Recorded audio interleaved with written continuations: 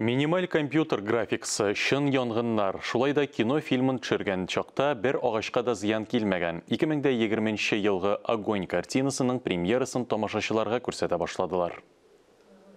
«Огонь» фильмы янгын сөндерүчеләр һәм коткаручыларның каһарманлыгы турындагы фильм. Аларның гадәти эш көннәрен дә батырлыкка тиңлиләр. Бәләгә юлыккан кешеләр инде ярдәмнән өметләрен өзгән чакларда да коткаручылар үз гомерләрен куркыныч астына куеп ярдәмгә ашыган. Чын, көчле, игътибарлы, улы йөрәкле иратлар. Почему ты без каски-то, а? Да я в ней как прораб выгляжу. Лопата такая кривая. Дизайнерская. Фильмның режиссеры Алексей Нужный компьютер графикасын оз кулланырга тырышкан. Төп максат актерларның күзләрендә ут янып торуга ирешкән. Фильмны төшергәндә табигатькә дә, агачларга да зыян салынмаган. Девчонки, я из железа. Я вообще не горю. Ведь ни одного шрама нет. А это что? А, это? Это аппендицит.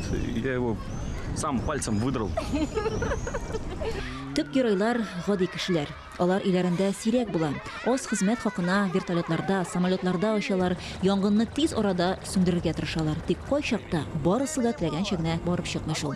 Фильм очень понравился, впечатлил своим большим масштабом. Раз 7-8 можно проронить слезу за эту картину.